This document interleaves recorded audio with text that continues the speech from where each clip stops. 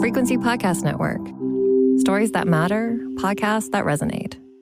It's certainly that time of year when many of us enjoy a little tipple. Perhaps you've got the champagne on ice for New Year's. But what exactly are we drinking? Today on the Boozy Big Story, we're digging into the most popular types of alcohol in Canada during 2024. Joining me is someone who knows exactly what we were drinking this year. Alanna Bailey is the Senior Director of Spirits at the Liquor Control Board of Ontario. The LCBO is one of the biggest buyers of alcohol in the world, so it has a very good idea about what Canadians were pouring this year. Alanna, thanks for joining us on The Big Story. Thank you so much for having me. All right, first things first, what was your top-selling alcohol this year? It looks like Smirnoff is our top seller again this year. So just the basic vodka, that's kind of what a lot of people are. I mean, it's a key component of a lot of drinks, right? It's versatile, easy to mix with just about anything. People have always said, oh, even the experts, which you are, you can't tell the difference between a Grey Goose or a Smirnoff. Is that true? Can you tell the difference between vodkas? I've been fortunate enough to try a lot of different vodkas, and I have to admit I'm very good at tasting the difference. Really? So there are some subtleties there.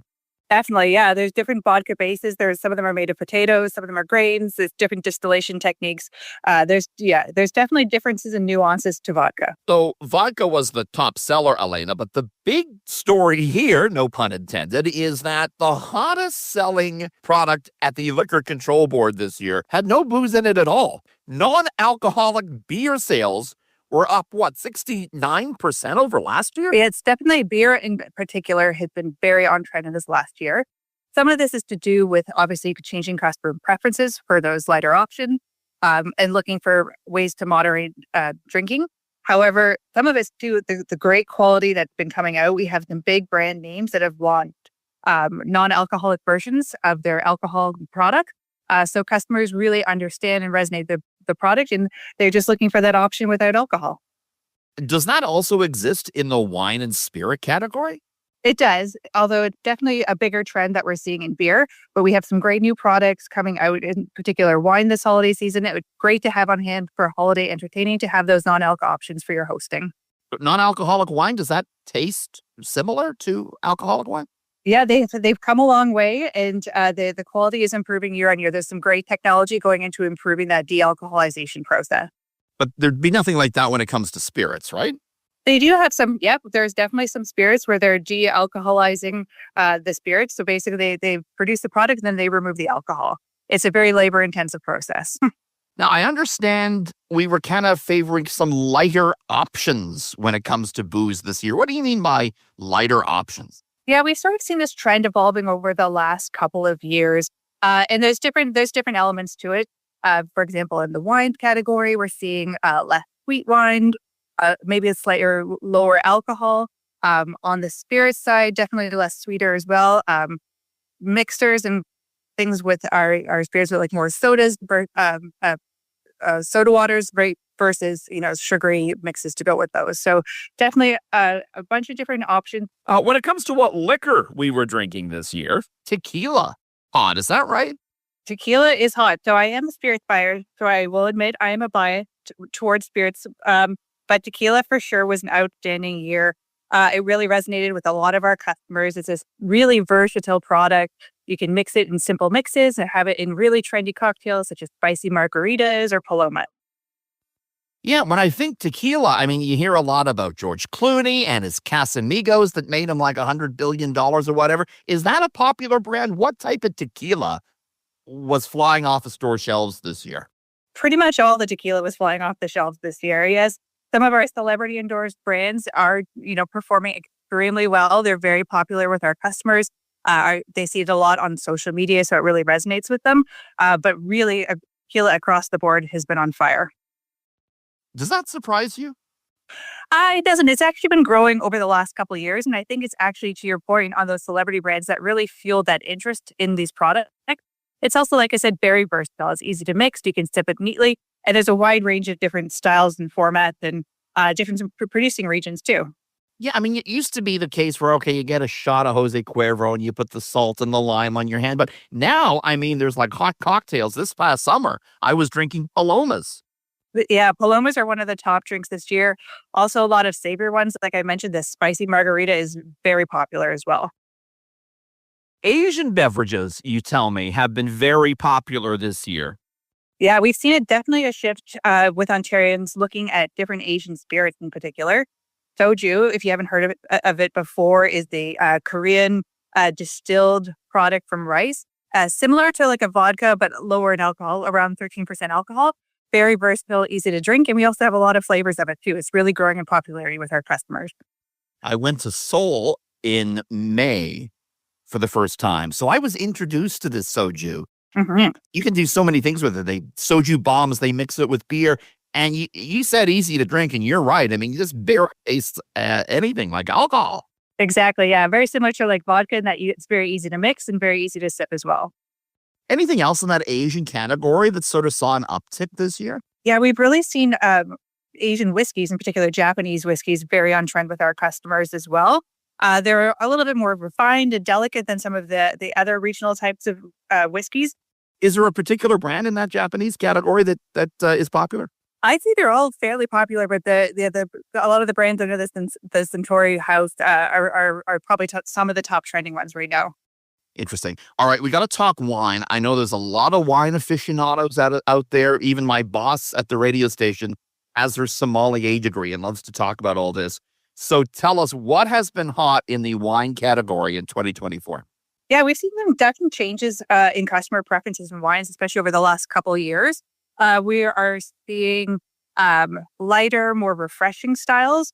So, for example, some varietals like Pinot Noir or Grenache in the red categories, and some more refreshing and bright styles in whites, such as Sauvignon Blanc and Pinot Grigio. Is there anything in that wine category that people are not buying as much? Anything you noticed that is kind of moving to the downside? Yeah, we've definitely seen those really big, robust reds that were very super popular, over the last few years. They've sort of started to downtrend a bit, as I mentioned, moving over to some of these more lighter and refreshing styles. Interesting. We have to talk beer for our beer-loving friends out there. Obviously, a lot of options in that category. What type of beer were we guzzling down in 2024?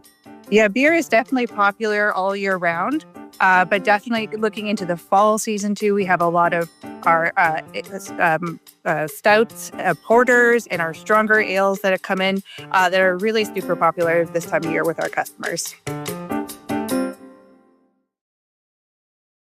Ready to drink cocktails. It's something that kind of a lot of people were talking about this year. There was some government efforts to put them into other stores, but it got us focused on this kind of new category where I can go and I can buy like a pre-mixed cocktail in a can. How popular are these things? Yeah, definitely canned cocktails and pre-mixed cocktails are on the rise. They're super convenient, and the quality's really improved over the last couple of years. They're basically getting bar quality cocktails that you can have at your house. It's great for holiday entertaining, just to have on hand if you want to just, crack open and have a cocktail. It's ready to go. Yeah, I mean, I'm thinking of, cut water. I see that a lot, and that's, it's like 13%. You open it up, it's a margarita. You pour it over ice. It's just like it came from a professional bar, right? Exactly. Yes.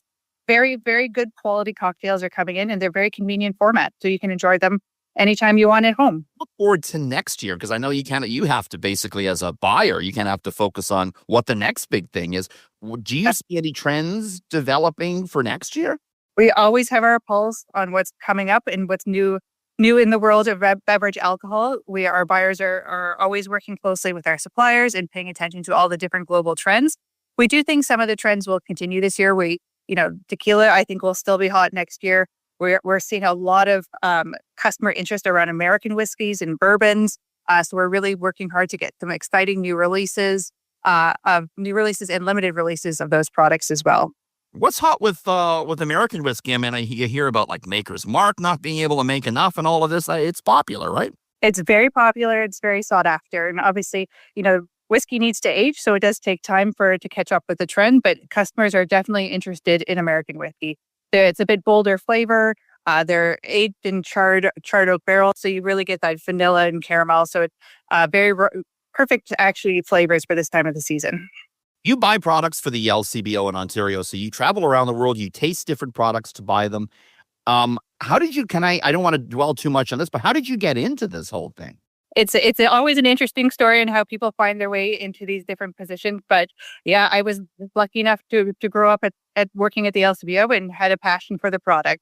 We have some great other buyers as well that are, super well trained and product experts at our store. So we really work hard to get a great assortment for the customer. Is there one spirit that you've tasted in your life that you said you remember as being, my goodness, that was the greatest thing. I wish I could taste that again. Oh, wow. That's a great question. I don't know. I would have to say maybe some, I've had some very nice rums. I thought they were, I think they're a little underrated these days, but there's some beautiful aged rums that you can get out there. And some of the ones I've had they were quite old, but yeah, it was spectacular to be able to taste some of them. That's a good answer. Like an aged dark rum. I mean, that's completely different than, Bacardi that a lot of people would be drinking, right? Oh yeah, there's some beautiful sipping rums out there, and we have a great assortment right now. Actually, it's great for gift giving. But yeah, especially in some of the warmer climates, those rums age a lot faster too. So you get those great characteristics of the aging at a much younger age statement as well. Alanna, Christmas has already passed us by, but it's still the holiday season, and I'm wondering what sort of holiday drinks were popular this year. Eggnog this time of year is very popular with all of our customers. But if you check out on our website on LCBO.com, we actually have a great selection of cocktails. We have our cocktail of the month. This month was actually, ironically, a rum cocktail as well. And then we have cream liqueur cocktails that are also very popular this time of year. Bailey's and some different cream liqueurs would be perfect for holiday cocktails. I mean, Bailey's in your coffee on a Christmas morning. There's nothing better than this, right? Yeah, we have lots of great cream liqueur options or different flavors, lots of different flavors actually this time of year, lots of different Christmas flavors. All right, maybe we're getting set to host a little New Year's party. So I'm wondering, as we make some beverages for our guests, what's the biggest liquor cocktail faux pas? Is there something that bothers you that people do? A sort of drink or, matching things. What bothers you? It's when it really bothers me when I have a cocktail that doesn't have enough ice in it. When people just put a couple ice cubes in it, it ends up watering down the drink. So the trick is to put lots of ice in it, and it actually keeps your drink colder. I love that answer. That is so true. When you go into the bar, some people say, "Oh, don't give me too much ice because it's going to water it down." No, you're still getting an ounce, right? You're just getting more mix.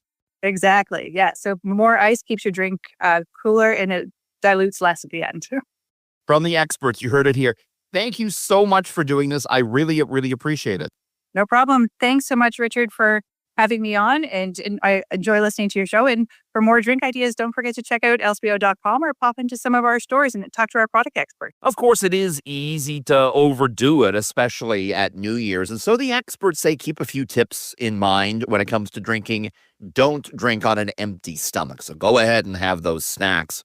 Count servings, not glasses. They say you should keep track of the ounces of alcohol you're drinking. And of course, don't drink and drive. Call for that rideshare or take public transit instead. And have a great time. That's the big story, the last one of the year. A reminder about a great new listening experience for you. You can listen anytime to the Big Story podcast on Seeker. That's SEEKR. I'm Richard Southern. Thanks for listening and Happy New Year.